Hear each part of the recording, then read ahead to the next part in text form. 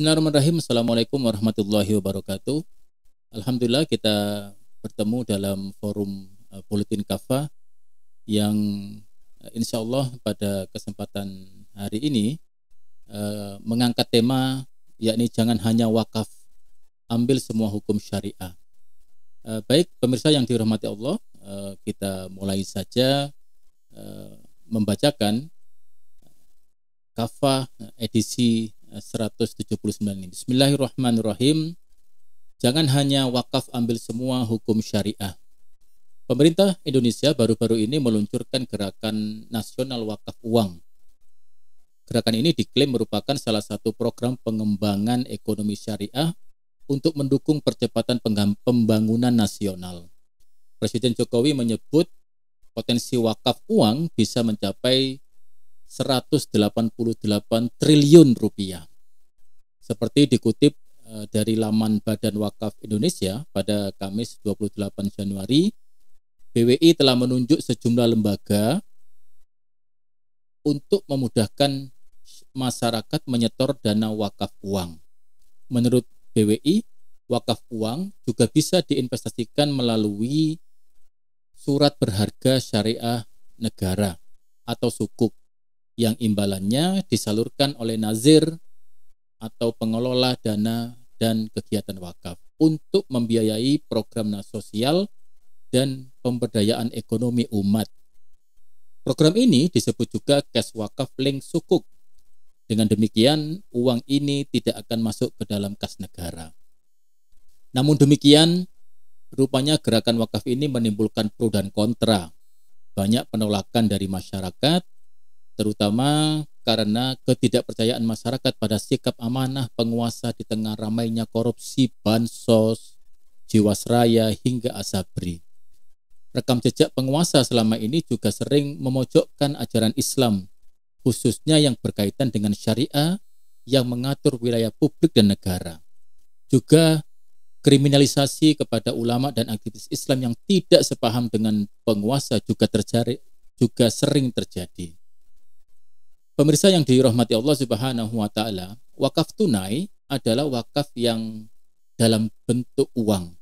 Caranya dengan menjadikan uang wakaf sebagai modal dalam akad mudharabah yang keuntungannya disalurkan sebagai wakaf atau dengan meminjamkan uang dalam akad qardun. Di Indonesia, wakaf tunai telah difatwakan kebolehannya oleh Komisi Fatwa MUI Pusat tanggal 11 Mei 2002 dan telah mendapat legalitas berdasarkan Undang-Undang Nomor 41 2004 tentang wakaf. Sebenarnya ada perbedaan pendapat atau khilafiyah di kalangan ahli fikih mengenai hukum wakaf tunai. Yang pertama yang mengatakan wakaf tunai itu tidak sah. Ini adalah pendapat mayoritas fuqaha Hanafiyah, pendapat mazhab Syafi'i dan pendapat yang sahih di kalangan fuqaha Hanabilah dan Zaidiyah. Yang kedua, yang membolehkan wakaf tunai. Ini adalah pendapat ulama Malikiyah, juga satu riwayat Imam Ahmad yang dipilih Ibnu Taimiyah, serta satu pendapat atau qaul di kalangan fuqaha Hanafiyah dan Hanabilah. Sumber perbedaan pendapat di atas sebenarnya terkait dengan uang sebagai barang wakaf. Apakah bendanya tetap ada atau sudah lenyap? Pendapat yang tak membolehkan beralasan sebagaimana kata Imam Ibnu Qudama, karena wakaf itu adalah menahan harta pokok dan memanfaatkan buahnya. Sesuatu yang tidak dapat dimanfaatkan kecuali dengan lenyapnya sesuatu itu tidak sah diwakafkan.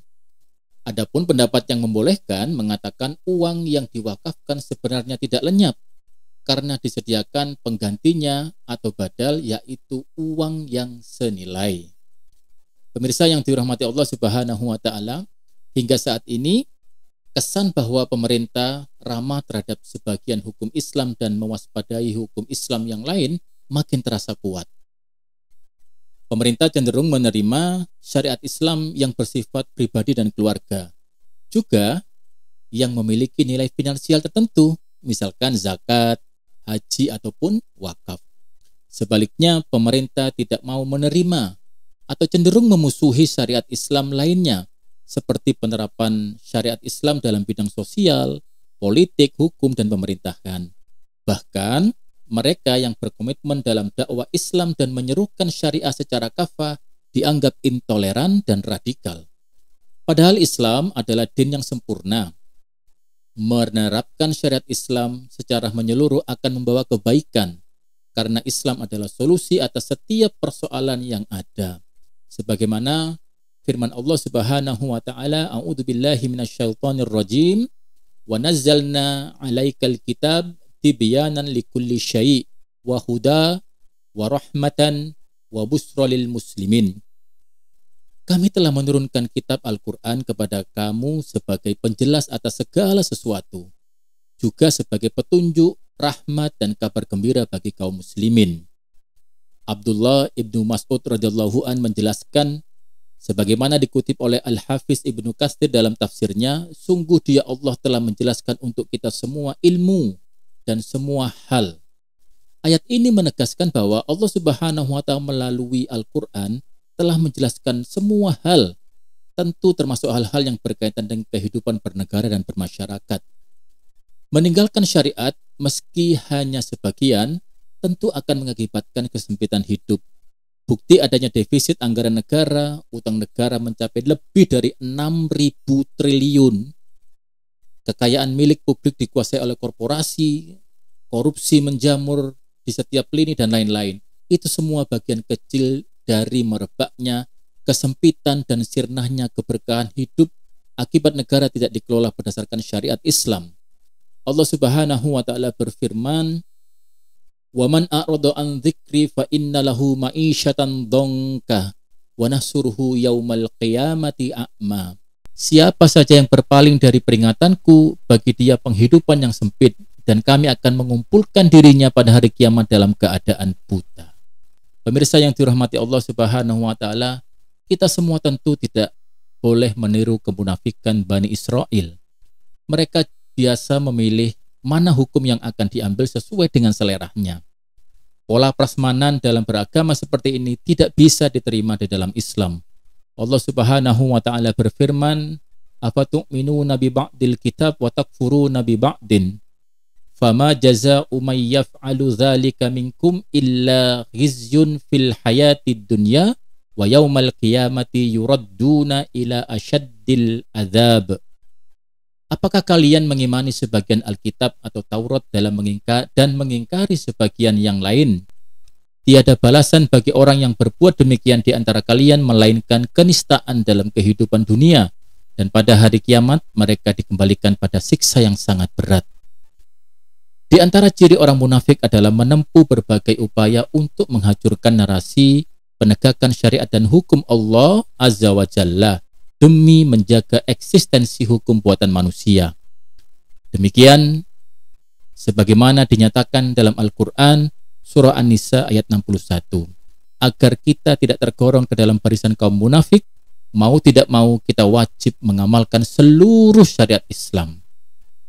Pemirsa yang dirahmati Allah, wakaf sebagaimana zakat adalah ibadah, bukan semata-mata instrumen ekonomi dan pembangunan.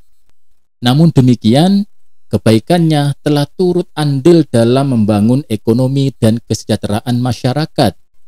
Apalagi dalam sistem yang baik seperti di era kekhilafahan dulu dan dikelola oleh orang-orang yang amanah, wakaf telah memberikan sumbangan luar biasa pada pembangunan peradaban manusia. Tercatat dalam sejarah bagaimana sumber air, pasar, rumah sakit, hingga sekolah dibangun dengan skema wakaf oleh umat Islam. Lebih dari 80 sahabat dari kalangan Ansor yang mewakafkan sebagian besar hartanya. Harta wakaf mereka masih ada hingga sekarang. Tradisi berwakaf ini terus dipelihara oleh setiap generasi muslim pasca sahabat dan era setelah mereka sepanjang sejarah kekhilafahan Islam. Dalam satu wakaf terbesar dan terkenal, khususnya di bidang pendidikan, adalah Pusat Pendidikan Islam sekaligus Universitas Al-Azhar di Mesir.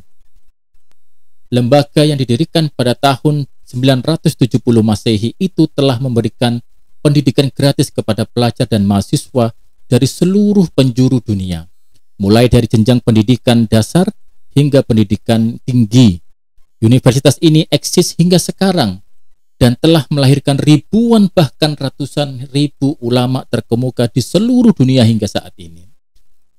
Pemirsa yang dirahmati Allah Subhanahu wa taala, pada akhirnya kita harus meyakini bahwa bukan hanya wakaf dan zakat, syariat Islam seluruhnya adalah sebagai solusi.